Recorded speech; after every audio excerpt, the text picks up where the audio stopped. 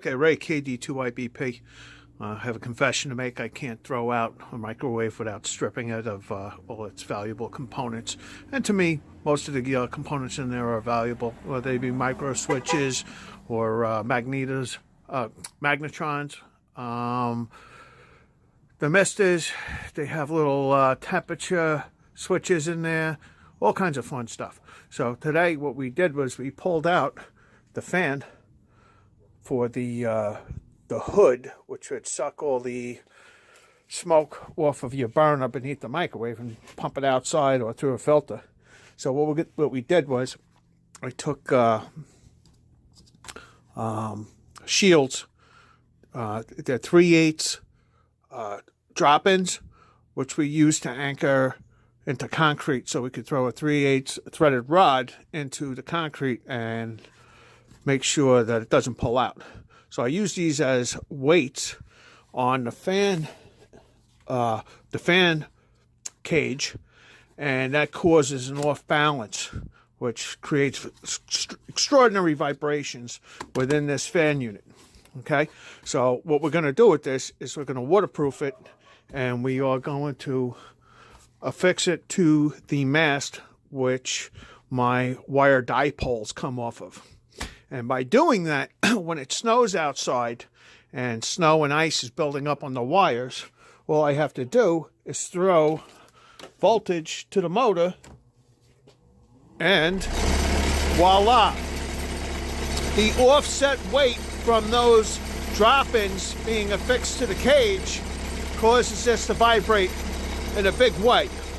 And hopefully what that will do is when it's on the mast, it'll shake the mast, subsequently shake all the wire dipole elements and shake all the snow off. So the weight of the snow and the ice doesn't rip down my antenna mast.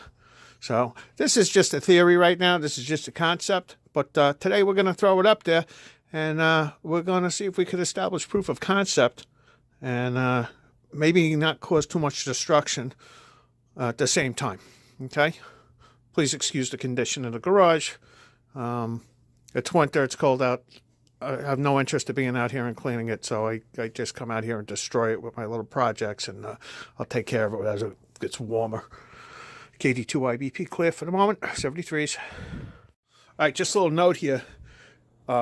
If you do strip your microwave of its goodies, just remember that capacitors are dangerous and you could get juiced off of them. So you want to ground those out with an insulated screwdriver just to drain them before you work on them. Also, capacitors do not get better with age, especially these electrolytic capacitors.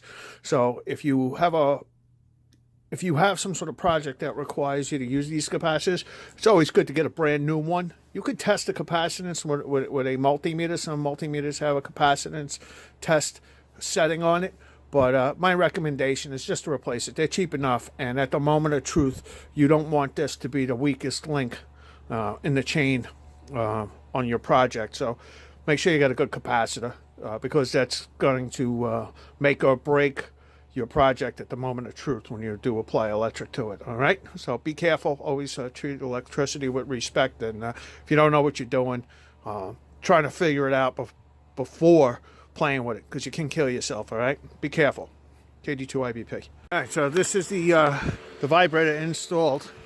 I just put a bag over it that I had in the garage. It's a grout bag, just to waterproof it. Once we establish proof of concept, I'll do this a little bit better. But this is my dipole array. It's got like 5 elements on it. So once snow builds up on that, you can imagine the weight. This is my 6-meter dipole for 6-meter. And this is coiled up just so I can install it without having too many problems. But we're going to go downstairs and we're going to give it a vibration and see what works okay.